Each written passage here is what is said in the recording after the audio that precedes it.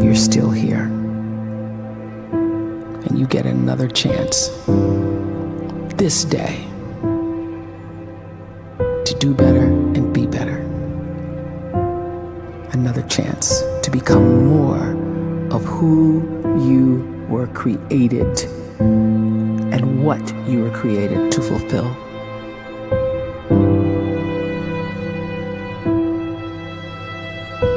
Everyone in the world is capable of living outside the role or beyond the roles that they place themselves in, no matter what it is. You're not just a dad, you're not just a banker, you're not just a brother or a son or a convict. It doesn't matter. Like, everyone is bigger, much bigger, infinitely bigger than the roles they place themselves in, and is capable of reaching potential greater than anything they could imagine.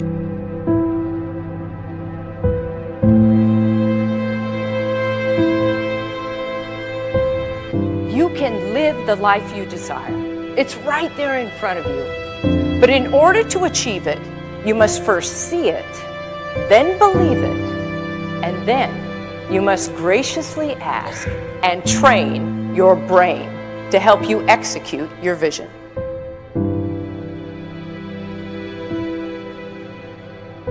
So when you start to focus and you delete distraction from your life, and you start to get seriously invested in doing one thing staggeringly well, and you practice that one thing over and over, a term to think about is mundanity.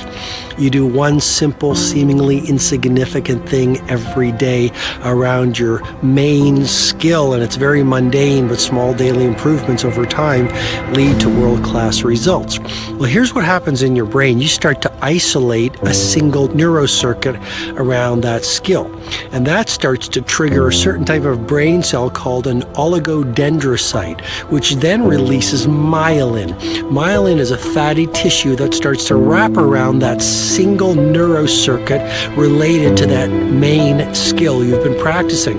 And when myelin starts to wrap around the brain circuit, what happens is you have accelerated learning times, you can see more quickly, heightened perception, and you'll learn more quickly. And that is really the quote-unquote secret of the great producers. It's not a result of some natural gift, but their daily practice, their relentlessness and their grit, their work ethic, and their singular focus and sacrifice.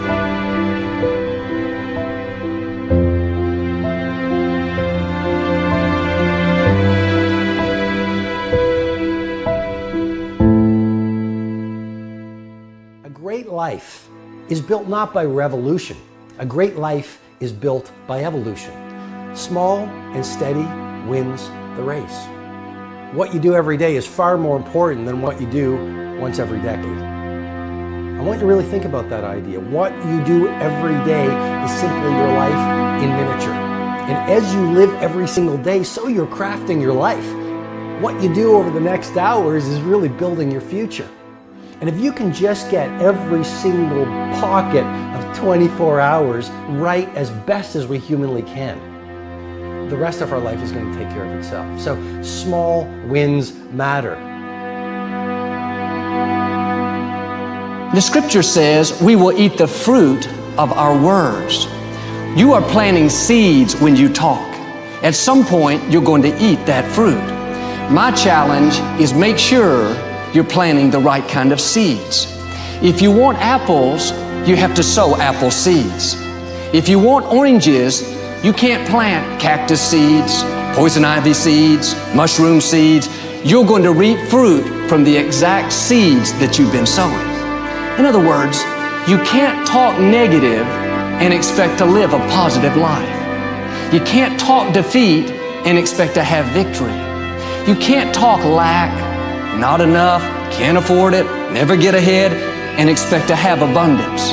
If you have a poor mouth, you're going to have a poor life. If you don't like what you're seeing, start sowing some different seeds.